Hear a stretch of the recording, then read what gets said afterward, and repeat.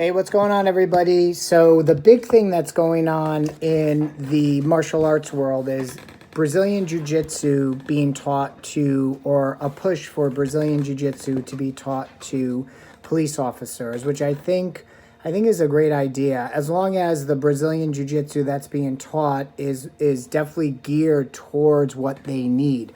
So what do I mean by that? So what I mean by that is if you go to most Brazilian Jiu-Jitsu schools, you're going to see that the emphasis is heavily emphasized groundwork. Brazilian Jiu-Jitsu is predominantly a groundwork grappling system. So for police officers, the idea would be stay on your feet.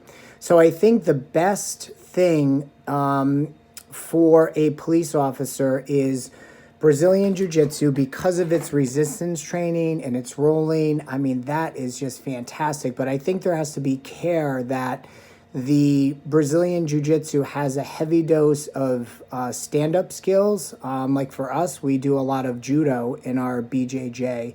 The goal is, not to pull guard. The goal is to stay on your feet and try to work takedowns if you need to.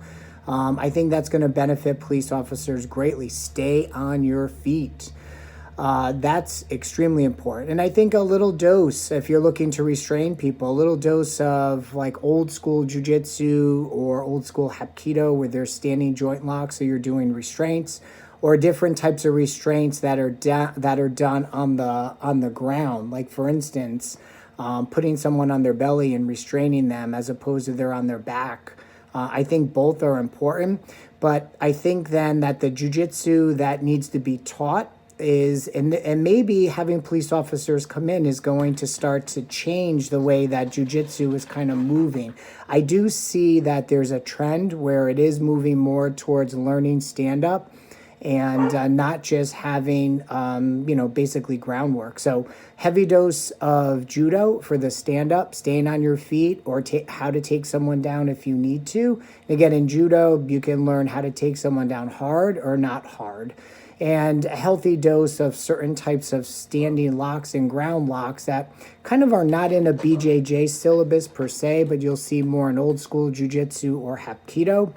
And then there should be another component, of course, which is more of a combatives component where they're learning weapon defenses, they're learning certain strikes and blocks and all of that. So I'm really excited about this new trend that seems to be happening, which I think is great. But I think that the jiu-jitsu that is going to be very effective for a police officer has to change a little bit from what you see in most schools. Like for us, jiu-jitsu, the influence we have with judo, and when you're looking at combatives, like we teach Krav Maga, it's good for them to study both. So my 2 cents, I'd love to hear what you think. Comment below.